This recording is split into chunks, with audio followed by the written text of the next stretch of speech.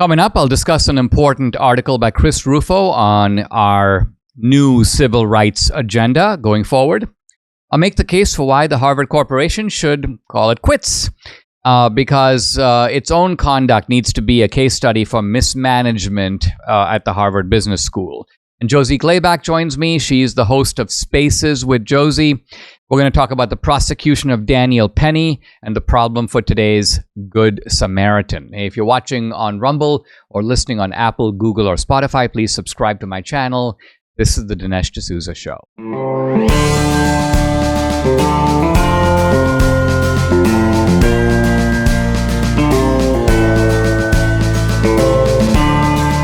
America needs this voice. The times are crazy. In a time of confusion, division, and lies, we need a brave voice of reason, understanding, and truth. This is the Dinesh D'Souza Podcast.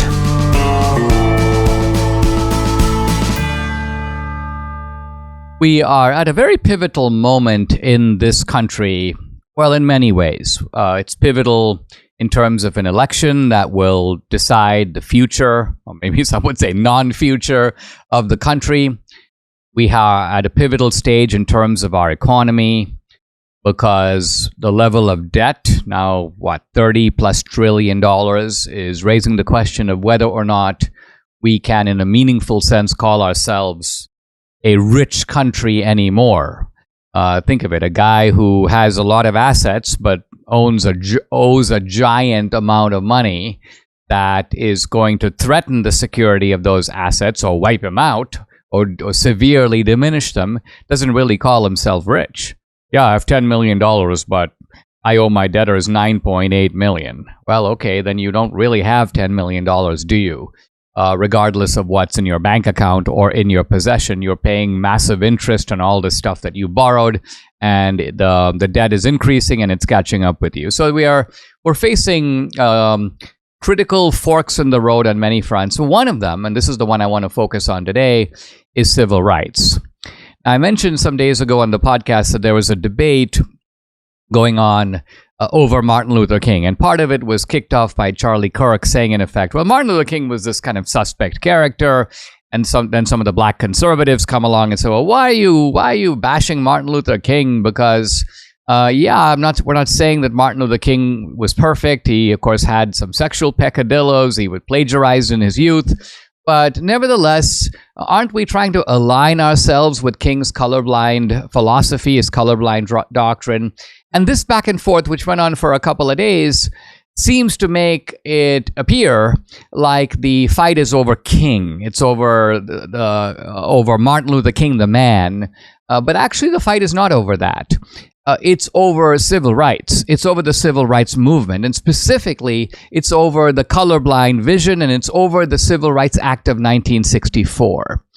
Now, the Civil Rights Act of 1964 has been around, well, for now, more than half a century. It has shaped our civil rights law. It has, in the view of many people, caused our civil rights law to go in a very radical direction.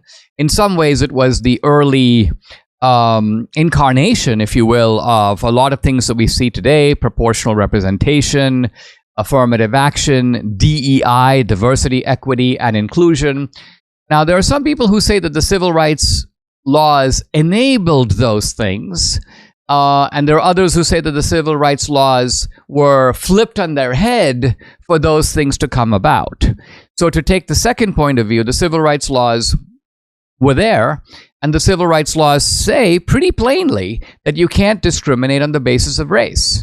And so the question then becomes, well, how is it that in our society, discrimination on the basis of race is extremely common? And it's extremely common not because there are white supremacists and racists doing it in ordinary life. It is actually being done by our institutions. It's being done by our universities, by our corporations, by our government, and they're doing it in a kind of naked and rampant way. So how is this possible? How can this even be happening? Well, the answer is the government says we're doing it to fight past discrimination, to rectify the discrimination that has created certain institutional arrangements in our society. We are trying to sort of undo those arrangements. We're trying to overturn the legacy of white supremacy. So we're doing it in a kind of corrective or remedial way.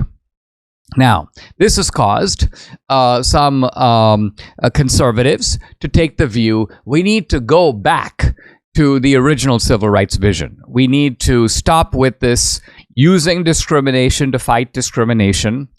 The Chief Justice, John Roberts, put it pretty well, where he basically said that we've got to, if you want to stop discriminating on the basis of race, stop discriminating on the basis of race. And that is one view of the matter. The other view, and this is the view to which I take Charlie Kirk and others to be pushing toward, is, you know what? Maybe the civil rights laws were themselves a mistake. Maybe the civil rights laws themselves need to be overturned because, after all, what is the parent of the wayward child that we see running about? So if you see a monster in front of you, let's call it DEI, who birthed that monster? Well, whatever you think, the simple fact of it is what birthed the monster is what came before the monster, what enabled it, what gave it its moral capital, and that was in fact the civil rights movement and the civil rights laws that were the sort of legal extension of the civil rights movement. And so here comes Chris Rufo, who has an interesting article in City Journal where he kind of calls a truce. And he says, in effect, look, let's not go after the civil rights laws. Let's not go after the civil rights movement, not because the civil rights movement is perfect, not because the civil rights law of 1964 is perfect. The civil rights law of 1964 has, in fact, a serious flaw built into it. And what is that? It is that it goes beyond outlawing state-sponsored discrimination. Think of it. If you just outlawed state-sponsored discrimination, then the government couldn't engage in any kind of affirmative action, and you couldn't engage in any kind of segregation. Why? Because those are all actions by the government. But the civil rights laws went much further than that. They also outlawed private discrimination, and this justified a massive intrusion of the agencies of government. And there are huge bureaucracies behind all this, not just a kind of official civil rights bureaucracy in the government, but civil rights bureaucracies in other departments. The Department of Education has a major civil rights bureaucracy, the Department of Transportation, the Department of Defense, and so on. So civil rights, these bureaucracies now pervade the government. And so this should not have been done. It would have been better if the Civil Rights Act did not do this. But Rufo takes the view, and I pragmatically agree with it. In other words, I agree with it not in principle, but pragmatically, that it's not going to be very likely that the Civil Rights Act of 1964 can be repealed. So what Rufo says is Congress needs to pass legislation that modifies it and limits the ways in which the Civil Rights Act of 1964 has given rise to these giant enforcement bureaucracies. These enforcement bureaucracies aren't, in fact, enforcing the Civil Rights Act at all. They're enforcing affirmative action. They're enforcing racial preferences. So the point being that if you outlaw affirmative action, by the way, not just in universities, as the Supreme Court has already done, but outlaw affirmative action across the board. Vivek Ramaswamy in his campaign would talk about repealing Lyndon Johnson's executive order. This is a famous, I would call it infamous executive order that goes back to 1965. It's Executive Order 11246. And it uses this idea of affirmative action, and which is taking affirmative steps, i.e. wink, wink, racial preferences, in order to correct the effects of past discrimination. The amazing thing is that a president, and think about it, we've had all these Republican presidents. Reagan, he didn't do it. George H.W. Bush or W, they didn't do it. Even Trump. No one has repealed Lyndon Johnson's executive order. I think what Trump should do, and maybe Vivek can help convince him to do it, repeal this executive order. And the other key thing that Rufo stresses that I think is important is we need to take the case of proportional representation to the Supreme Court. Now, what does this mean? What it means is that today, in deciding if a company is guilty of discrimination, what the Supreme Court, not the Supreme Court, but what the enforcement agencies of DEI, of the civil rights bureaucracy do, is they say, hey, blacks are 10% of the population or of the surrounding population. Why are they only 6% at your company? Well, the correct answer is, we're a computer company. We hire people based on merit. And if blacks turn out to be 6% or 8 or 4 or 2, who cares? That's the correct answer. But the presumption here is that if blacks are 10% in the surrounding population, they ought to be 10% at this given company as well. Otherwise, the company is presumptively guilty of discrimination. Now, this is, on the face of it, nonsense. It is, in fact, nonsense in so many different ways. Why? Because if you look at any feature of life, racial groups do not fan out into the population in their, quote, correct percentages. Let's just say Asian Americans are 9%, roughly, in the United States. How many Asian Americans in the NBA? Probably less than 1%, maybe close to 0. So is that because the NBA has been discriminating? No, the NBA is picking people based on merit, and that's how it happens to be.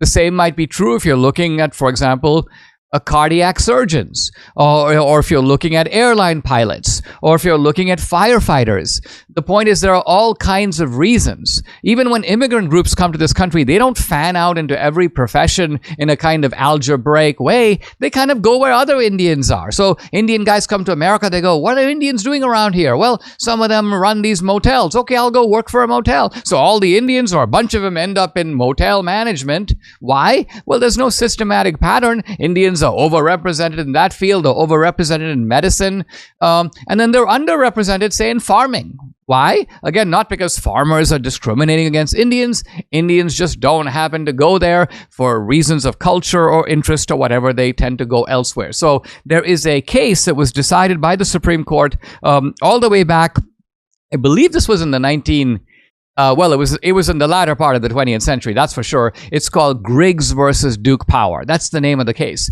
That's the case that consolidated proportional representation as the presumed correct fit for racial groups and their presence in particular companies and universities and so on. Well, the whole thing rests on a fallacy. And so Rufo says, and I think this is quite right, that we need to take Griggs to the Supreme Court. We need to overturn Griggs, the Griggs case, so that if you want to prove discrimination, you can't merely say that your racial group is underrepresented or overrepresented. Who cares? You have to show that there were intentional acts of discrimination that were launched against particular individuals, and those individuals in that case have the right to sue for a remedy. As we push forward toward the presidential election, one thing you can be sure of, this is going to be a really tumultuous year. Well, how will your hard-earned savings fare? You already see the impact of inflation at the pump. Grocery store, the dollar continues to lose buying power quicker than wages can increase. So how are you protecting your savings? Consider diversifying with gold from Birch Gold Group. For decades, gold has been the choice of investors and central banks to hedge against inflation. Now, you can own gold in a tax-sheltered IRA with the help of Birch Gold. Just text Dinesh to 989898. Birch Gold will send you a free information kit on gold. There's only information, no obligation. Birch Gold can help you convert an existing IRA or 401k into an IRA in gold. You don't pay a penny out of pocket. With an A+ rating with the Better Business Bureau, thousands of happy customers, including Debbie and me, you can trust Birch Gold. So go ahead, text Dinesh to 989898 for your free information kit. Again, text Dinesh to 989898 now. Debbie and I started taking Relief Factor, 3 years ago now, and what a difference we've seen in our joints. It's really nothing short of amazing. Aches and pains are totally gone thanks to this 100% drug-free solution called Relief Factor. It's a natural way to fight pain. Relief Factor is a daily supplement. It helps your body fight back against pain. It's 100% drug-free. Relief Factor was developed by doctors searching for a better alternative for pain. Relief Factor uses a unique formula of natural ingredients like turmeric and omega-3s to help reduce or eliminate the everyday aches and pains that you're experiencing. Whether it's neck, back, joint, or muscle pain, Relief Factor can help you feel better. Unlike pills that simply mask your pain for a short time, Relief Factor helps support your body's natural natural response to inflammation. So you feel better all day, every day. See how Relief Factor can help you with this. It's a 3-week quick start kit. It's only $19.95, and it comes with Relief Factor's Feel Better or Your Money Back guarantee. So why not give it a try? Visit relieffactor.com or call 800-4RELIEF. The number again, 800-4RELIEF, or go to relieffactor.com. When you feel the difference, you know it works. I'm continuing my discussion of the broad topic of civil rights and DEI. But I want to zoom in here to a quite amusing article in Fortune magazine, of all places. And the article is about Harvard, and it's about the Claudine Gay scandal, but it's not about Claudine Gay. It's about the Harvard Corporation. It's about the ruling body of Harvard University, headed by, as it turns out, this woman named Penny Pritzker, who's an heir of the Hyatt fortune. The article is written by a management professor at Yale named Jeffrey Sonnenfeld, and his premise is really quite amusing. It is that the Harvard Corporation itself needs to be a case study of corporate failure to be studied at the Harvard Business School. Now, the reason I find this amusing is because the Harvard Business School has been famous for really a generation or more for adopting a unique approach to studying business. And their approach is, we don't study sort of the theory of business. We don't read Adam Smith and try to understand the nature of capitalism or study financial complex mathematical models of financial speculation or how markets work. No. Ours is the case study approach. And in the case study approach, you look at situations. And that is, for example, how is it that the US auto industry, which dominated the market, for example, in the 1950s and 60s, lost so much ground in the 70s and 80s to the Japanese and the Germans? That's a case study. Let's look at Ford Motor Corporation, or even let's look at a particular decision that was made by the CEO of Ford, let's just say in the year 1971. And so in this situation, Jeffrey Sonnenfeld says, we have a case study for the Harvard Business School, and the case study is Harvard itself. It's the management of Harvard Corporation of the Claudine Gay scandal. And he says this was a massive failure on the part of the Harvard Corporation on 5 separate fronts. So let's look at the fronts. And he goes, this is why, he goes, for years, if not for decades, Harvard students at the business school need to be studying their own university as a kind of model in incompetence, or a case study in incompetence. What was the incompetence? Well, the first thing is, he says that there was a failed sort of diligence. And the diligence here involves not the firing of Claudine Gay, but her hiring. He goes, they didn't really run a proper search. He goes, there are highly competent people all over the world. They jumped over all that. They didn't really care about either important academic credentials or administrative experience. He goes, why? Because they wanted the first black woman as president of Harvard. So right away, they put aside merit. And so this was a failure of due diligence. And he goes, there were lots of people at Harvard, not just the fault of the Harvard Corporation. There were people at Harvard lobbying for this. Let's get a first black woman. Let's get a first black woman. All right, here's the first black woman. Failure of due diligence. Number 2, he says a lack of responsiveness, by which he means that there were many people, alumni, students, even some faculty, who said that anti-Semitism had become a big problem at Harvard. Jewish students were being harassed. They didn't even feel safe in their dorms or on campus. And the administration basically goes, so the lack of paying attention to your own community. We're not talking about paying attention to what's being said on X or what's being said in social media. Failure to pay attention to your own community. Number 3, premature denials of misconduct allegations. So what Sonnenfeld is getting at here is, you have a case of plagiarism. Instead of saying, we'll look into it, we're setting up a committee, we'll carefully examine it, they go, no, not true. And not only do they say not true, they hire a law firm to threaten the New York Post in particular for wanting to publish a story about this. So the immediate response is defensiveness. We're not guilty. Innocence is proclaimed even without investigation. And then what happens, says Sonnenfeld, you got the second case, the third case, and the third case is worse than the first two, and the fifth case is worse than the first three. And so you have a kind of escalating situation where you've ended up with 50 cases of plagiarism, and now you realize, oh wait, we've been suspending and removing Harvard students from the university for doing this. How can we let the president do it? What we've been saying is demonstrably false about Claudine Gay is demonstrably true. And now you have a situation. And then 4, a failure to address the erosion of Harvard's brand. In other words, the Harvard Corporation was concerned about its DEI credentials. They were concerned about what do we say if we fire a black woman. They're not concerned with what is happening to the credibility of Harvard. You've got the premier educational institution in the United States. You are the conservers, the defenders of this brand. You're charged with protecting this brand, and you are showing complete indifference to it. And so the reputational damage is enormous. And finally, unexplained violations of collegial, shared governance, and presumptions of racial bias. And what they're getting at here is simply that Harvard, because it was so worried about being seen as racist, for even investigating Claudine Gay, didn't really investigate her. They set up a sham. Well, we had a committee of 3. Who were those 3 people? We're not telling you. They looked at the situation. They found that she didn't really plagiarize. How so? Where's their report? Let's see what their findings were and what cases they looked at. Well, we're not showing any of that to you. So Sonnenfeld, this is such an obvious failure of transparency. You're in the public limelight. Plagiarism is the most serious academic offense.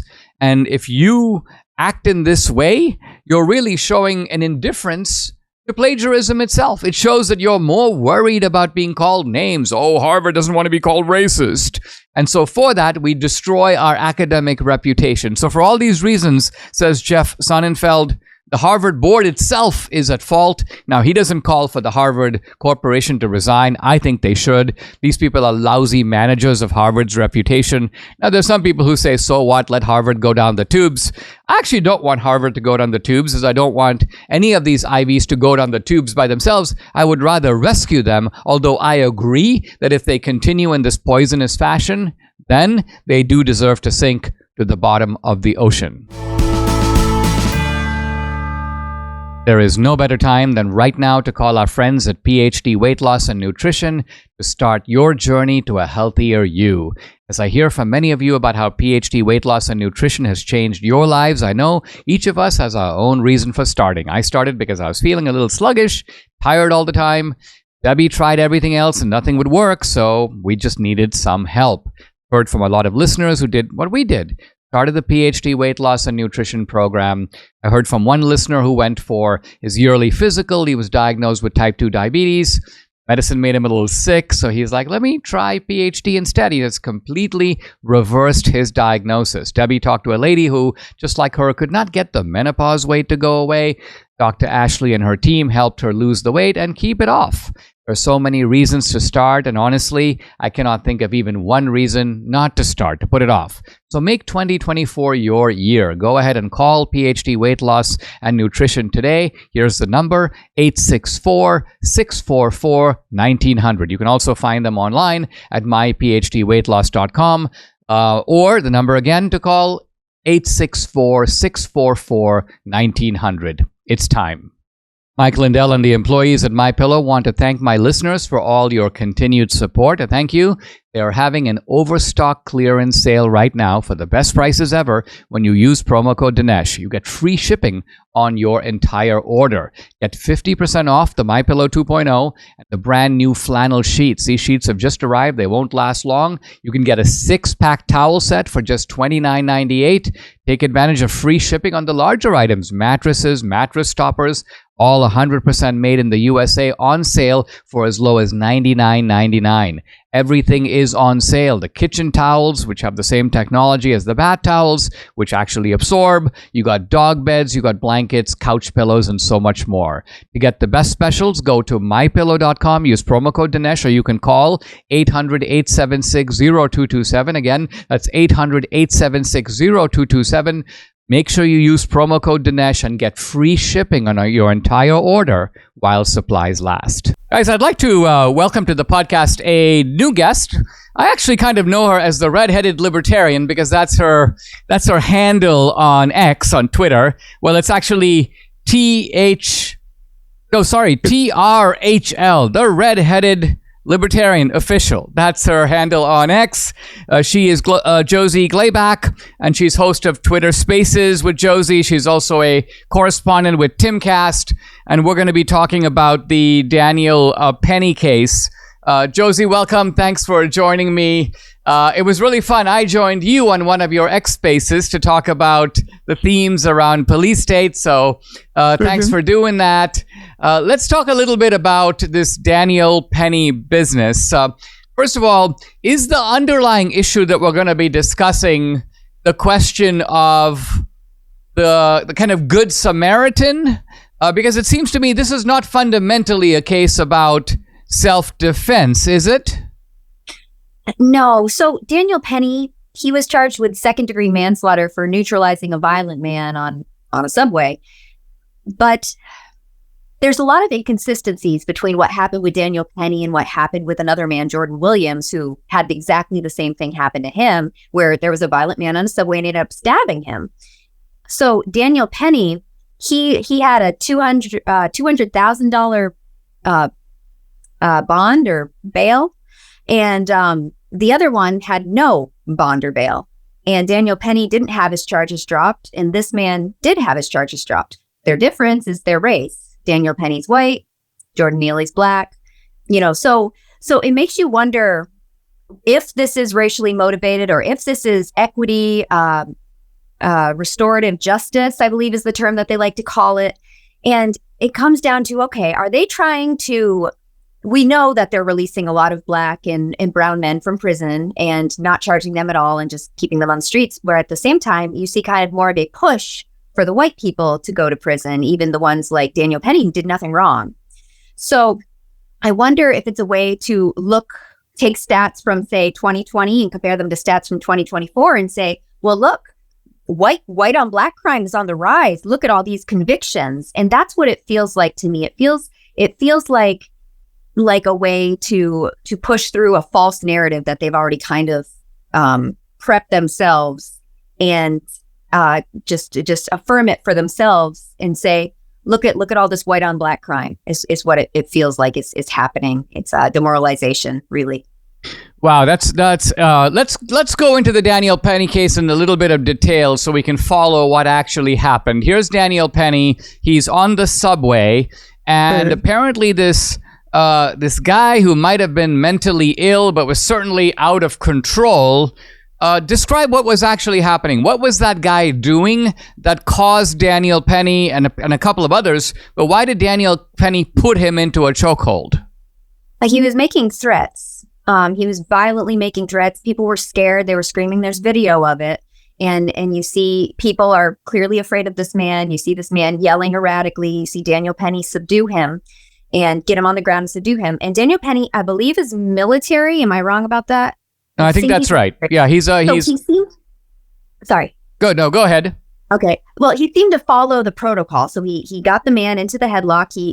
He neutralized him, and then he released him. He put him on his side. He followed the steps of his training, and in a way that the man should have been safe if he wasn't mentally ill, maybe on drugs. We don't know. I don't know those instances. Any civilized and just society would celebrate this man.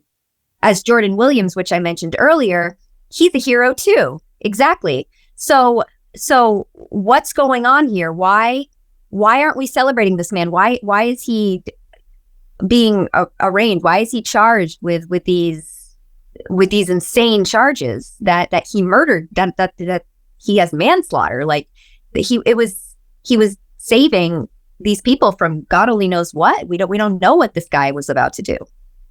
I mean, I think the point here, Josie, is as I understand it from the circumstances, it's pretty clear that number one, Daniel Penny wasn't trying to kill this guy, right? He was trying to restrain him. Yes. Number two, even though the homeless guy or the mentally ill guy, whatever you want to call him, did not hit or strike anybody, he had created a volatile atmosphere of threats. In fact, apparently it said something like, I'm going to, I don't mind if I get killed. I don't mind if I get life in prison. He was raving and ranting in a way that would make an ordinary person terrified. Apparently there were people who who got out of the subway and so on. So, and number three, you are allowed, aren't you? In other words, it's not just the case that you can use force if some guy comes and is threatening you. If some guy is threatening another guy, let's say in a restaurant or on a subway, you are allowed to intervene and use force to subdue them. So in all these respects, Daniel Penny was doing the right thing, right? He was doing what a law-abiding citizen would be expected to do. And what you're saying is the fact that they're taking this to trial, and recently a judge goes, I'm not dismissing the case, I'm going to let it go to trial. I assume the judge is a bit of a coward here, and the judge doesn't want to take the heat for letting this guy go. So the judge goes, you know what, I'm going to kind of punt it to the jury. If somebody's going to let him go, we'll let the jury decide that. So I'm not blamed for sort of white supremacy. You think that's what was going on?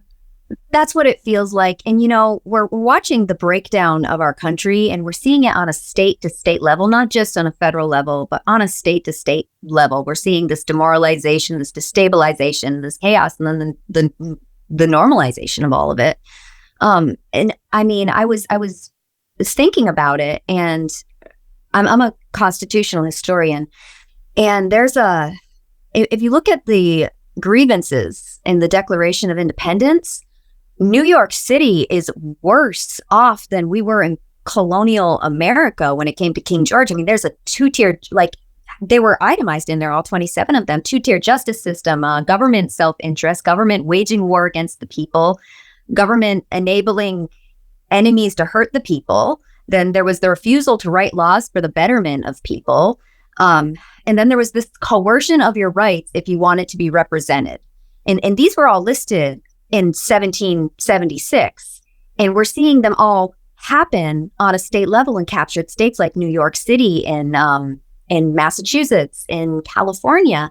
And I think that this is just such a huge issue that we're seeing, like a bigger issue than we can even imagine, that we're seeing right now when it comes to how bad things were then to how bad things are now. Like, this is the kind of stuff our founders revolted over. I mean, Josie, I would argue that in some ways, even the red states are in no way immune from this. In fact, Debbie and I were just talking on the podcast a few days ago. We were talking about Texas. Now, Texas is a red state.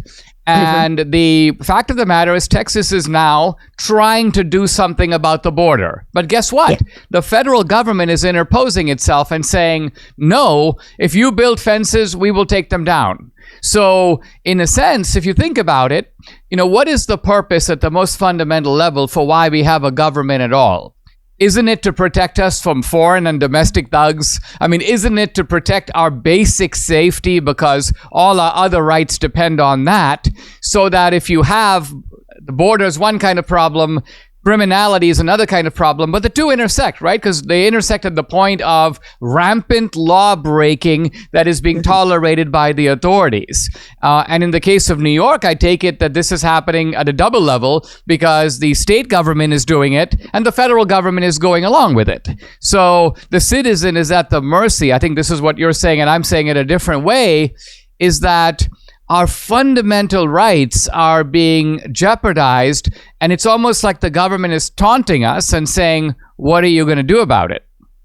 Yes, exactly. What's interesting about Texas is that the limit in the Constitution to the federal government's authority over the border is limited to the naturalization process. So that would go to say that unless there's invasion, if they declare an invasion, then the federal government steps in too.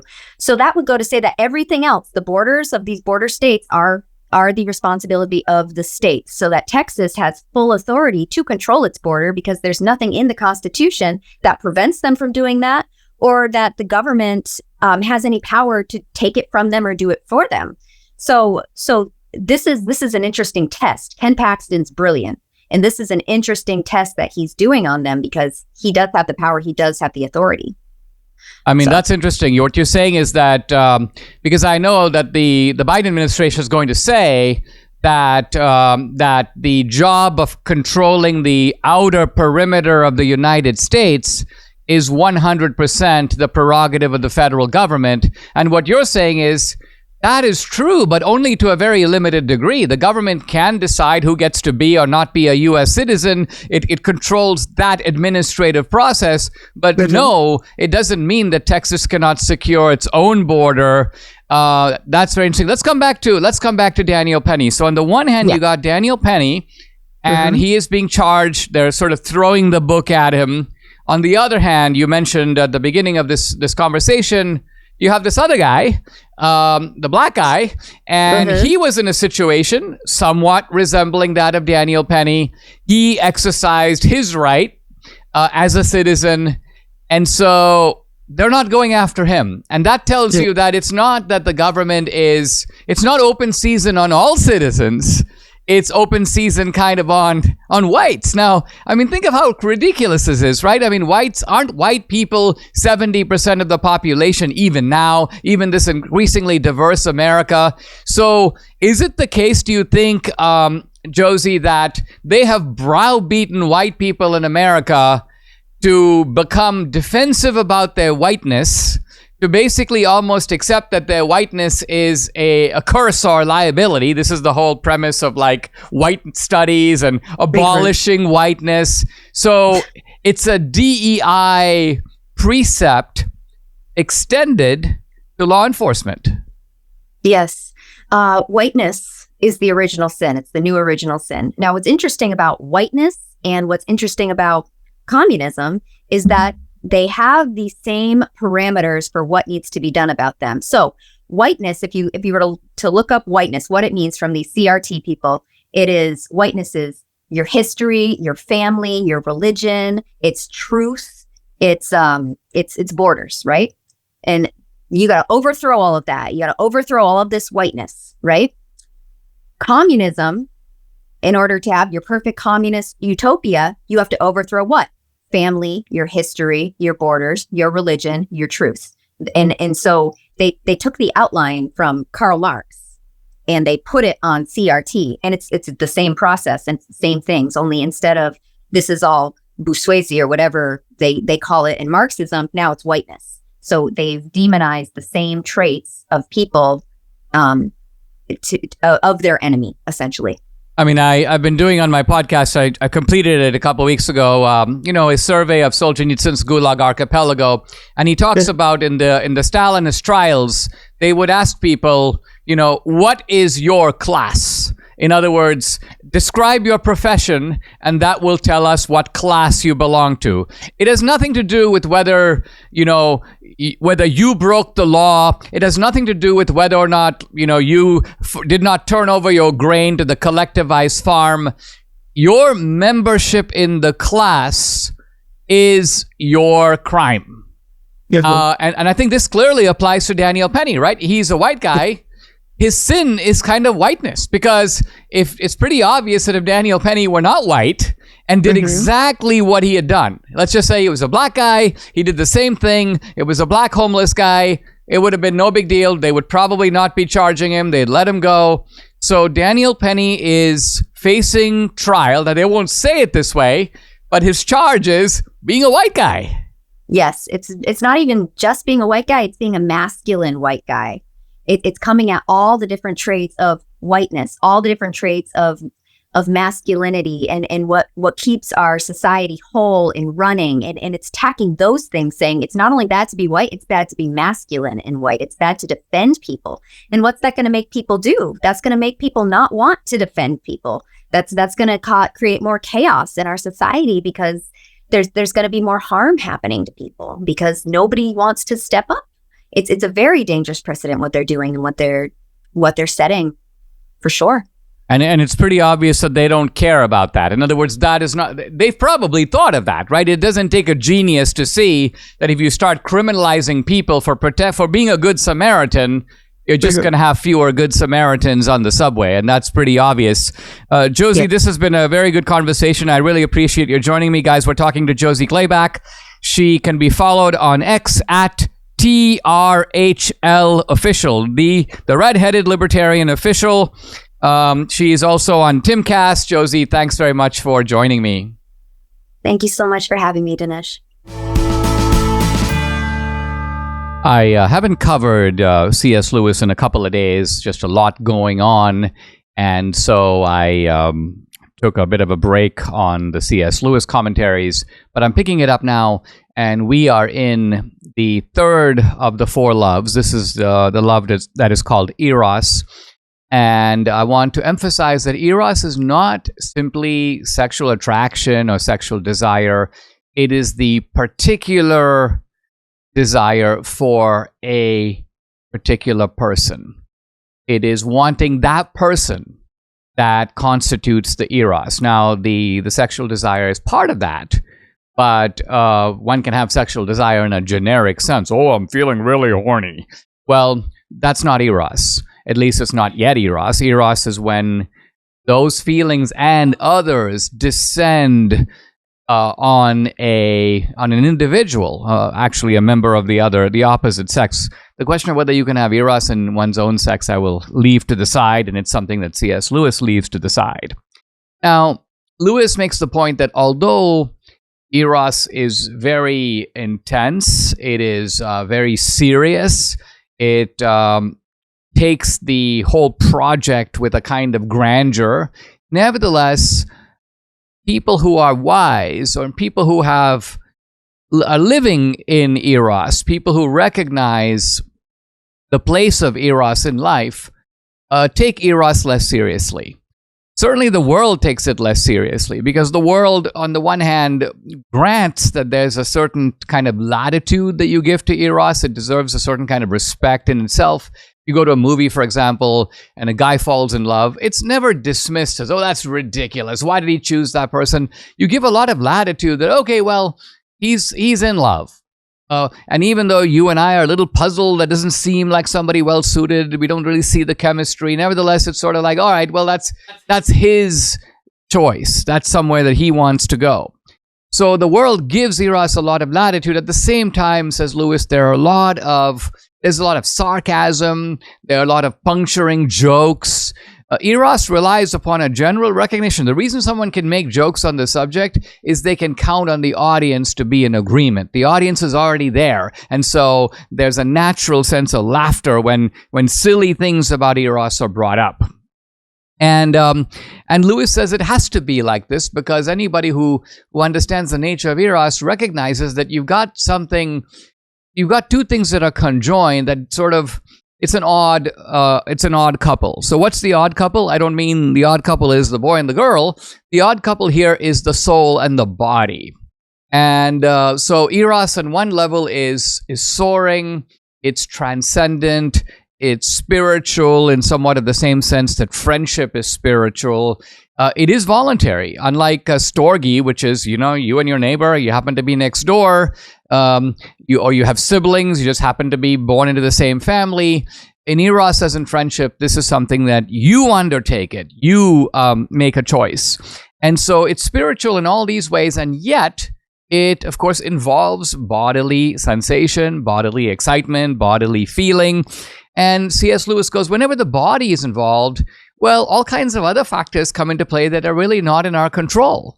And so, for example, one of the kind of, standard jokes in Eros is that, in the middle of it, one of the two, let out a major fart. What does that mean? By the way, this is my example, not Lewis. Debbie looks up like, is this something raised by C.S. Lewis? It doesn't really seem in character.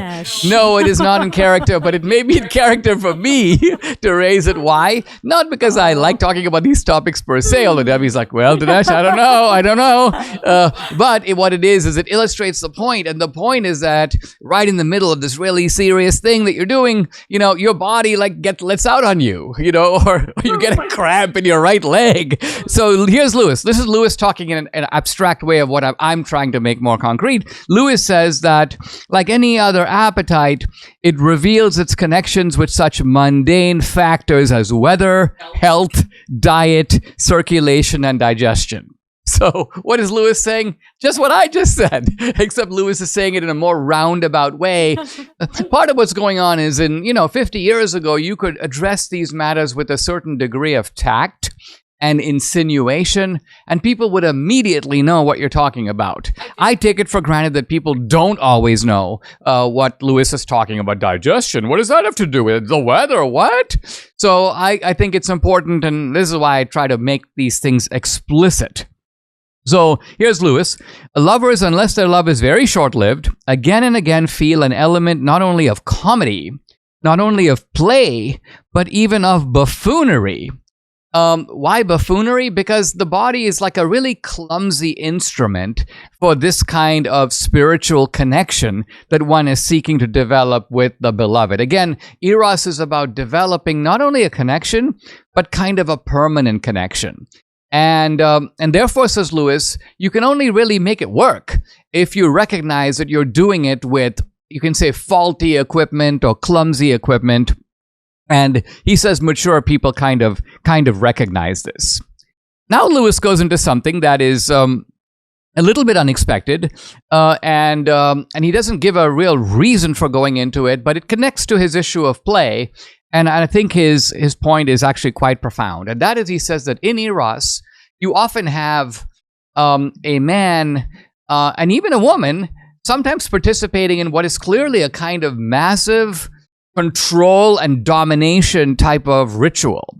And so the man goes, in effect, begins to think of himself like, I'm a conqueror. And the woman kind of feels like, I'm being conquered. And in fact, this is part of, by the way, what the feminist critics say about heterosexual sex. They go, oh, it's an exercise in male domination. And what Lewis is doing here is not denying that. He actually agrees. He agrees that it's that. And he asks, what's really going on here? And his answer is, what's going on here is an important kind of role playing. But the emphasis here is not on the word role, sex roles, traditional roles, but it is on the word playing. And what C.S. Lewis is getting at is that no, the man is not in fact the conqueror of the woman. The woman is not in fact the subject of the man. This is a theater that is put on within the permission, if you will, of Eros, and with the consent of both the parties involved. In fact, if it was not that, says Lewis, it would be horrible. Why? Here's Lewis. A woman who accepted as literally her own this extreme self-surrender would be an idolatrous offering to a man what belongs only to God. In other words, no, a woman can't give herself over that way in a permanent sense, because she should only be in that kind of full surrender to her creator. And the same with the man. The man who's given that kind of power in a permanent sense, again, that kind of power belongs only to the ruler of all rulers, which is, again, God himself. And it would be extreme arrogance for a man to think that he owned another person in this kind of way. I mean, this is the sense in which if a man took those kind of ideas literally, he would in fact be a lord lording it over a serf, or he would be a slave master lording it over a slave. And those are not in fact the arrangements that are typical of Eros, not at all. So Lewis goes, that's not really what's going on at all. He says, in fact, in real life, there isn't this kind of subjugation. He goes, in real life, in fact, he kind of says somewhat wryly here, W-R-Y-L-Y, he says that it's quite possible, he says that the wife dominates the husband in ordinary life. In other words, when you think about the major decisions of life, like, where should we go on vacation? What movie should we see? What should we have for dinner? How should we raise our children? Very often it's the wife who's calling the shots and not the husband at all. And then Lewis goes into a fairly traditional account of the fact that the husband, quote, rules the wife, only in the sense that Christ, quote, rules the church. Well, how does Christ rule the church? Well, Christ rules the church by giving his life for the church. So Christ rules the church sacrificially. And in this sense, says Lewis, if husbands are willing to do this, take on that Christ-like role, what wife is going to object? And therefore, says Lewis, and I think this is one of the beautiful lines of this book, he goes, the sternest feminist need not grudge my sex the crown, for the crown, he says, is a crown of thorns. So, in other words, the traditional Christian recommendation is that the husband play the Christ-like role and be the bridegroom of the church in that sense. And this is not something that even the most vociferous feminist needs to have any objection to. Subscribe to the Dinesh D'Souza podcast on Apple, Google, and Spotify, or watch on Rumble, YouTube, and SalemNow.com.